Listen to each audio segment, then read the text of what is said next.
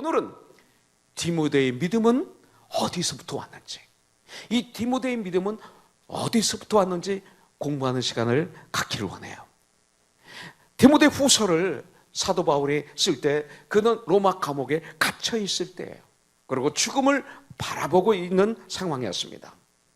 디모데 후서는, 이 편지는 여러분들 디모데에게 보낸 바울의 유서와 같은, 유언과 같은 마지막 편지입니다. 말씀입니다. 이 디모데라는 뜻은 하나님을 공경하다라는 이런 뜻입니다. 하나님을 공경하다. 이 디모데가 이런 뜻을 가지고 있어요. 그래서 이 디모데 가정의 믿음의 일대는 누구예요? 외할머니 로이스죠. 외할머니 로이스. 로이스라는 뜻은 기쁨을 주는 이런 뜻입니다. 더 좋은 이런 뜻입니다. 우리 홍성배 전사의 딸이 로이스예요. 이런 뜻입니다. 그리고 그 외할머니의 신앙으로부터 믿음이 전수되어 이제 이대가 있어요. 어머니 유니게에게 그 유산이, 신앙의 유산이 이제 전달이 됩니다. 그 유니게라는 뜻은 유명한 정복자, 이런 뜻입니다. 정복의 우물, 이런 뜻이 있습니다. 그리고 그 믿음이 이제 손자 디모데에게 이어지게 되는 것을 볼 수가 있습니다. 여러분들, 이 바울이 디모데에게 보낸 디모데 전서, 디모데 후서는 목회 서신으로 정말 목회자들이 가장 귀히 여기는 서신 중에 하나가 바로 이 말씀이죠. 이 성경에 보면 교회에 어떤 문제가 생겼을 때 사도 바울은 디모데를 거기에 보냅니다. 그래서 그 문제를 해결하도록, 사역을 하도록 이렇게 보냅니다. 이 말은 뭐예요? 바울이 디모데를 너무 믿었다는 거죠. 신뢰했다는 거죠. 사랑했다는 거죠. 바울은 디모데를 충성된 주님의 일꾼으로 인정했다는 거예요. 동역자로 인정했습니다. 그리고 영적인 아들로 인정한 것이죠. 그래서 바울은 디모데전서 1장 2절에 보면 믿음 안에서 참 아들 된 나의 아들 디모데에게 편지한다, 이렇게 말하고 있습니다. 디모데후서 1장 2절에 보면 사랑하는 나의 아들 디모데야, 이렇게 말하고 있습니다. 여러분들, 이렇게 디모데가 이런 말을, 이런 인정을, 신뢰를 바울로부터 받습니다. 주위 사람들로 받습니다. 이것이 바로 디모데의 노력만일까요? 디모데의 어떤 힘만으로 된 것일까요? 아니죠. 아니라고 본문에서 말씀하는 거예요. 내가 이렇게 훌륭한 하나님의 사람이 된 것은 먼저는 하나님의 은혜다, 이렇게 성경에서 오늘 말하고 있어요. 그리고 두 번째는 믿음의 어머니 유니게로 말미암은 것이다, 이렇게 오늘 말씀하고 있는 것입니다. 어머니 유니게가 디모데를 하나님의 말씀을 잘 가르쳤다는 것입니다. 어머니 유니게는 외할머니 로이스를 통해서 신앙교육을 잘 받아서 3대에 걸쳐서 내려온 신앙의 유산으로 인한 것이라고 오늘 얘기하는 거죠. 여러분들의 재산입니다. 상속입니다. 사도행전 16장 1절에 보면 바울이 더베와 루스드라에도 이름에 거기 디모데라 하는 제자가 있으니 그 어머니는 믿는 유대 여자요 아버지는 헬라인이라. 자, 앤드류 형제, 다시 한번 읽을 테니까 거기서 뭐가 팍 뚫어놓은지 한번 속으로, 난 질문 넘어 속으로 답해요. 자, 바울이 더베와 루스드라에도 이름에 거기 디모데라 하는 제자가 있으니 그 어머니는 믿는 유대 여자요 아버지는 헬라인이라. 아버지는 헬라인이라. 자, 제가 여기서 함정을 얘기하는 것입니다. 이상하게 많은 사람들이 이 말씀을 읽을 때 저에게 질문을 합니다. 어떻게 그의 아버지가 헬라인이죠? 왜 아버지 이름이 한 번밖에 안 나오죠? 그 아버지는 무엇을 하던 사람이죠? 이혼했나요? 먼저 죽었나요? 나도 모르지. 한 번밖에 안 나오는데 내가 어떻게 알아, 거기에. 제가 지금 무슨 얘기를 하느냐면요, 이상하게 이 말씀을 읽으면 아버지는 헬라인이라, 요게 탁 들어와요, 잘못하면. 그러면 함정에 빠진 거예요. 아버지에 대해서 여기 한 번 나오고 끝나면 그거로 끝나면 돼요. 그의 아버지는 이방인 헬라인이었구나, 이거로 끝나면 되는 거예요. 근데 우리는 성경을 읽다 보면 함정에 빠져요. 뭐예요? 헬라인? 헬라인? 다른 건 생각이 안 나요. 거기 빠지지 말라는 거예요. 왜냐하면 그건 몰라도 되는 거거든요. 여러분들, 우리가 무슨 이야기를 하다 보면, 성경을 읽다 보면 거기에서 참 진리를, 하나님의 뜻을 찾고 깨달으려 하는 것이 아니라 디모데 아버지가 헬라인이냐? 그 누구지? 직업이 뭐지? 사업을 했나? 일찍 죽었나? 이런 생각을 해요. 무엇을 했었을까? 이혼했나? 죽었을까? 이런 데만 관심을 가지게 될 수 있어요. 그러면 주위 사람들까지 힘들어요. 제가 이 질문을 아마 100번 이상 받은 것 같아요. 그동안 수십 년 목회하는 가운데. 근데 그것은 굉장히 문제죠.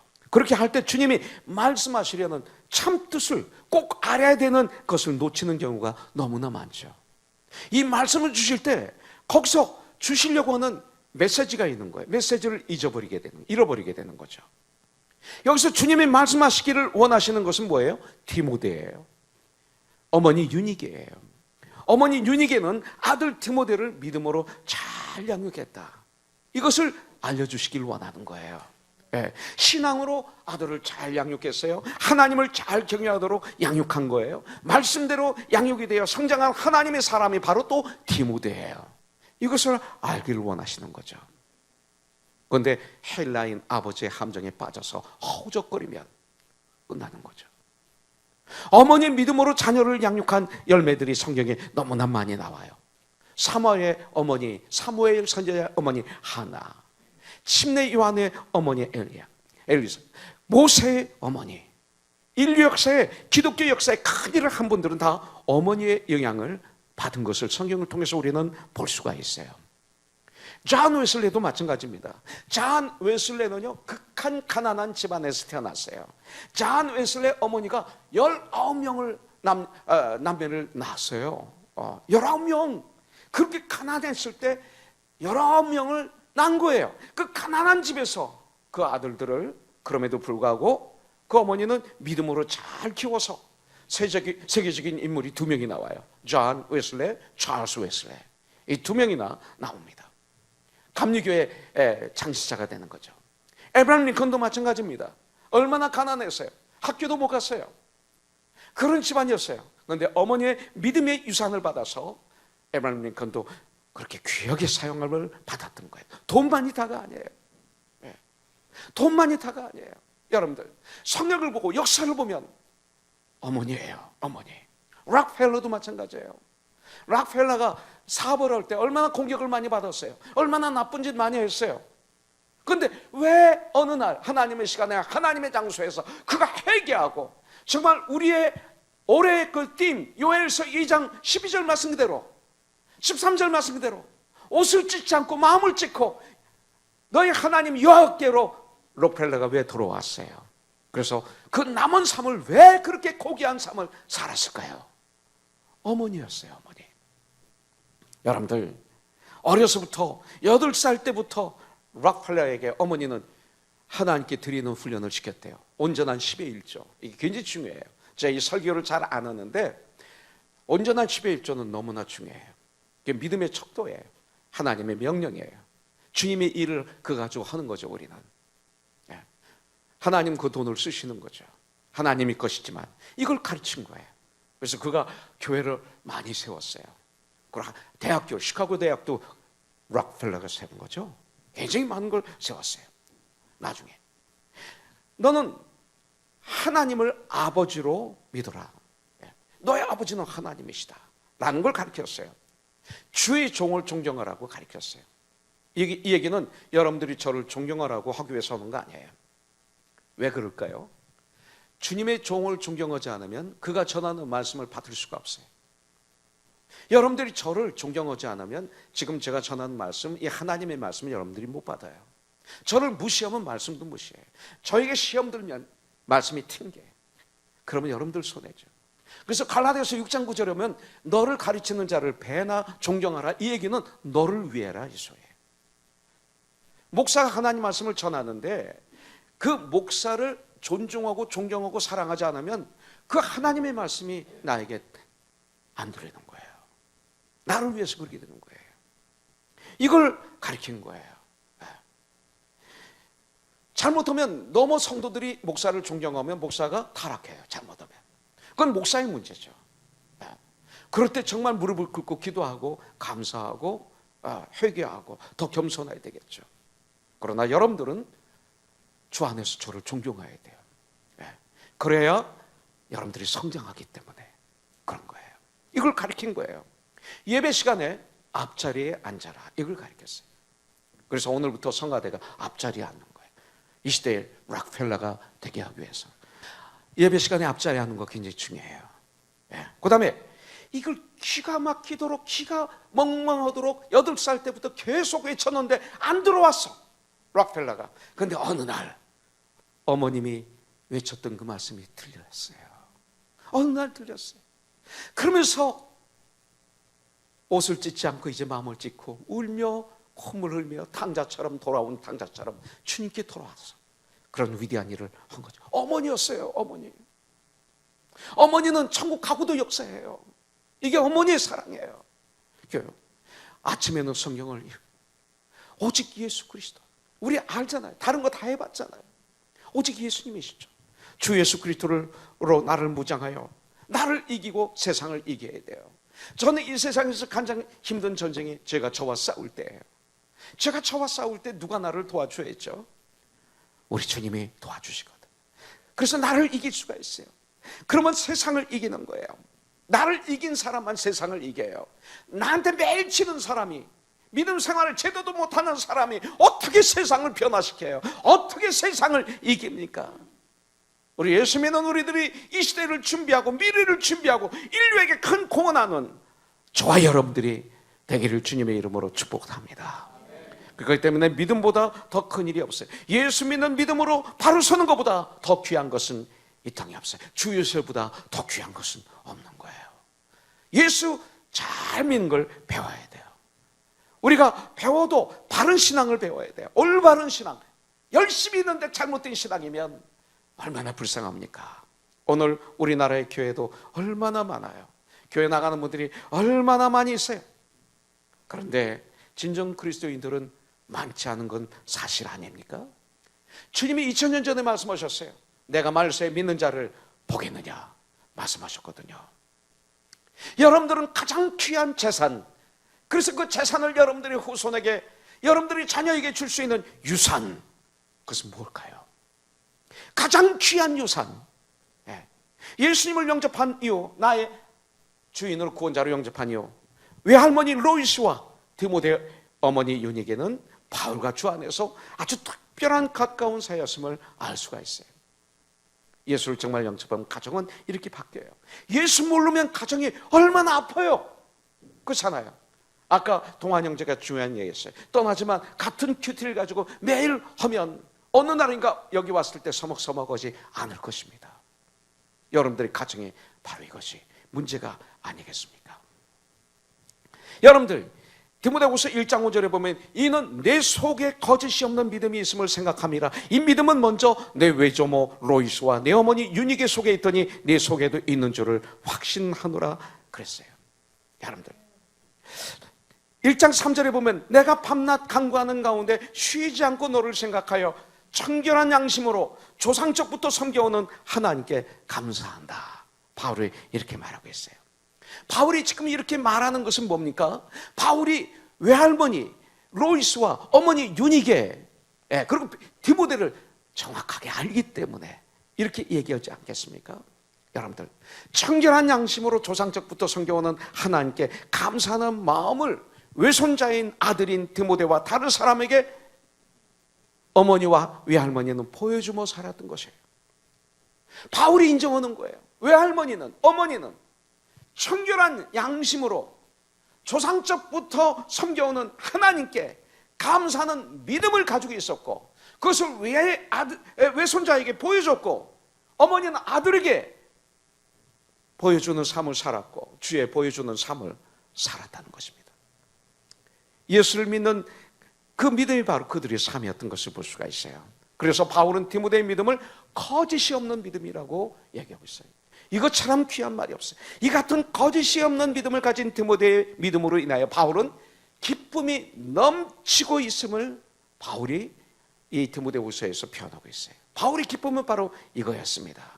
그리고 바울은 디모데의 거짓이 없는 믿음을 외할머니 로이스와 어머니 유니게로부터 재산으로 유산받은 것이라고 오늘 우리에게 가르쳐주고 있는 것입니다. 이렇게 바울은 디모데의 믿음과 그의 외할머니와 그의 어머니의 믿음을 정확하게 알고 있었고, 그리고 칭찬을 하고 있는 거예요. 여러분들, 이것이 목사와 성도와의 관계가 돼야 돼요. 목사가 성도를 모르면 안 돼요. 바울은 정확하게 알았어요. 이 시대 목사의 함정이 뭔지 아세요? 성도를 너무 모른다는 거예요. 누군지를 몰라요. 요한복음 10장에 보면 양은 목자를 알고 목자는 양을 알아요. 음성을 알아요. 예수님이 우리의 목자시지만, 그러나 교회에서 목사, 패스터링 할 때는 목사는 여러분들을 알아야 돼요. 여러분들은 저를 알아야 돼요. 이게 교회고 이게 전가족인데, 이 시대는 잔뜩 모아서 그냥 말씀만 조금 듣다 헤어지면 교회라고 생각하는데, 이것은 성경에서 말하는 교회, 가족은 절대 아니에요. 부모들의 주일 성수의 모습을 주세요. 예배드리는 모습을 이걸 주세요. 아무리 중요한 일이 있어도 가장 중요한 게 예배라는 사실, 이걸 가르쳐줘야 돼요. 그렇지 않으면 예배를 너무 무시해요. 그러면 하나님을 무시하는 삶이에요. 이런 삶을 가르치게 돼요. 기도하는 모습을 유산으로 주세요. 어른을 존경하는 그 모습을 유산으로 주세요. 정직하게, 직장에서 사업체에서 정직하게 땀을 흘리면서 누가 보든 안 보든 정말 충성스럽게 예수님에게 하듯 그렇게 열심히 일하는 모습을 유산으로 주세요. 예수님 안에서 남을 돕는 모습을 유산으로 주세요. 예, 바로 이것입니다. 그래서 디모데는 젊은 나이에 교회 지도자가 됐어요. 복되고 아름다운 사역을 할 수 있었던 것은 디모데에게는 신앙의 유산이 있었기 때문에 그래요. 외할머니와 어머니를 통해서 물려받은 유산, 신앙의 유산. 근데 어떤 유산을 물려받았어요? 3절에 보니까 청결한 양심을 물려받았어요. 청결한 양심. 여러분들, 양심에도 몇 가지가 있어요. 화인 맞은 양심이 있어요. 디모데전서 4장 2절을 보니까 자기 양심이 화인을 맞아서 외식함으로 거짓말하는 자들이라. 이런 외식하는 사람, 거짓말하는 자, 죄를 범하고도 부끄러워할 줄 몰라요. 이제는 죄에 중독이 걸려서 가책을 못 느끼는 양심, 화인, 양심의 화인을 맞은 양심. 더러운 양심도 있어요. 디도서 1장 15절에 보니까 깨끗한 자들에게는 모든 것이 깨끗하나 더럽고 믿지 아니하는 자들에게는 아무것도 깨끗한 것이 없고 오직 그들의 마음과 양심이 더러운지라. 죄에 오염된 양심, 더럽고 추한 양심, 이런 것들을 우리 자녀에게 물려주면 안 돼요. 근데 3절에 보니까 청결한 양심, 선한 양심을, 예수님의 보혈의 피로 죄 지침을 받고 죄에 오염되지 않도록 기도와 말씀에 아주 전력해서 정말 회개하는 삶, 거룩한 삶을 살아가는 모습을 선물로 주는 거죠. 그게 바로 요엘서 2장 12, 13절 아닙니까? 여호와의 말씀에 너희는 이제라도 금식하고 울며 애통하고 마음을 다하여 내게로 돌아오라 하셨나니 너희는 옷을 찢지 말고 마음을 찢고 너희 하나님 여호와께로 돌아올지어다. 그는 은혜로우시며 자비로우시며 노하기를 더디하시며 이내가 크시사 뜻을 들이켜 재앙을 내리지 아니하시나니. 청결한 양심이에요. 하나님의 뜻을 따라 살도록 하는 역사, 이걸 선물로 주세요. 여러분들 청결한 양심을 가졌습니까? 요엘서 2장 12, 13절 말씀과 기도로 거룩하여지니라, 이겁니다. 그 다음에 디모데는 어떤 유산을 받았어요? 눈물의 기도의 유산을 받았어요. 여러분들, 기도의 중요성은 더 이상 말할 필요가 없어요. 그만큼 중요한 거예요. 자녀들에게 기도하는 손을 보여주는 부모가 돼야 돼요. 이걸 보여주세요. 디모데는 눈물로 기도하는 것을 보면서 자랐어요. 기도하는 것을 유산으로 물려받았어요. 히스기야는 기도를 통해서 생명을 연장받아요. 다윗은 엄청난 범죄, 살인죄, 간음죄를 범했어요.